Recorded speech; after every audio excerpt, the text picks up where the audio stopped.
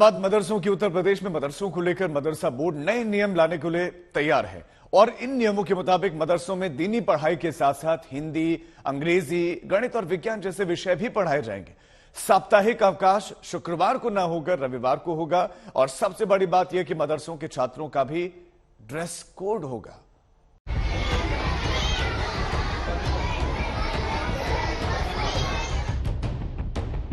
उत्तर प्रदेश के जिन मान्यता प्राप्त मदरसों में अब तक कुरान, हदीस, शरिया, फिकाह, तहसीर, मंताक पढ़ाया जाता था, उन्हीं मदरसों में अब हिंदी, अंग्रेजी, गणित, विज्ञान, भूगोल, नागरिक शास्त्र भी पढ़ाया जाएगा।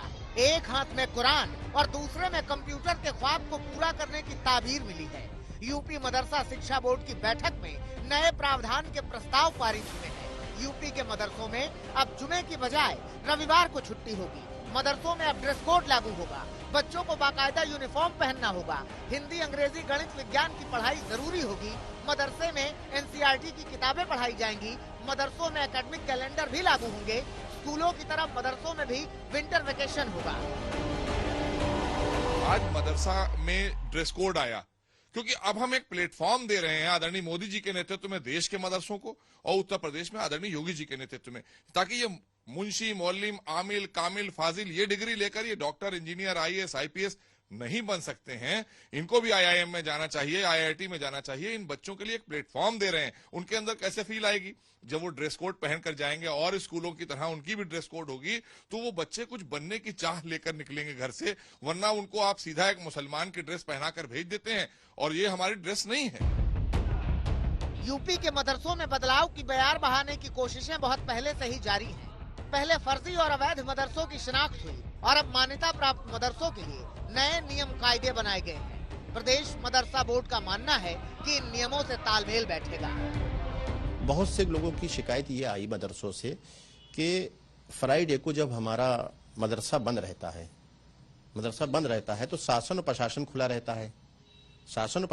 रहता है, और जब हमारा संडे को मदरसा खुलता है तब वो बंद रहता है। तो आपस में तालमेल मदरसे के बच्चों का और शासन प्रशासन का नहीं है, और एक ही घर में बच्चा जो है बेसिक शिक्षा में पढ़ता है और एक ही बच्चा मदरसे में पढ़ता है, तो दोनों अलग अलग छुट्टियां कैसे हो सकती हैं? अब जरा ये समझिए कि आखिर यूपी मदरसा शिक्षा बोर्ड क्या होता है और इसके क्या क्या अधिकार हैं। मोटे तौर पर मदरसा शिक्षा बोर्ड का वही दायरा और अधिकार है जो यूपी प्राथमिक और माध्यमिक शिक्षा बोर्ड का है, यानी मदरसा शिक्षा परिषद के फैसले को कानूनी जामा पहनाया जाना तय है। उत्तर प्रदेश सरकार से ये अनुरोध करेंगे कि अगर इस तरह की आसानियां फराहम कर रही है उन मदरसों के लिए कि जो मान्यता प्राप्त नहीं है, रजिस्टर्ड नहीं है, और वो अनुदानित मदरसे जिनको उन्होंने नामित किया था समाचार पत्र में, उन मदरसों से जल्द संबंध स्थापित करने के लिए एक शासनादेश या राजाज्ञा जारी कर दें, जिससे गैर मान्यता प्राप्त मदरसों को संबंध होने में आसानियां फराहम हो सकें।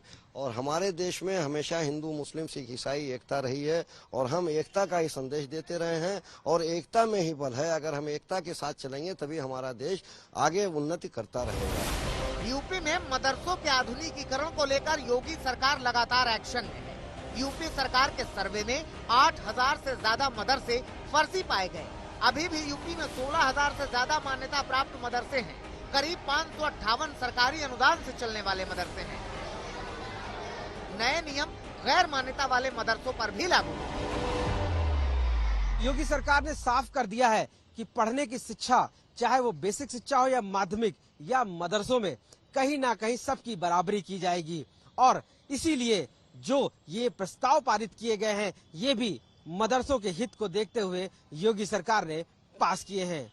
हालांकि इसमें कई मौलानों को ऐतराज भी है, लेकिन प्रस्ताव पास होने के बाद अब मदरसों की उच्च शिक्षा की बात की जा रही है। लखनऊ से कैमरा पर्सन गौरव गुप्ता के साथ आशीष श्रीवास्तव, आज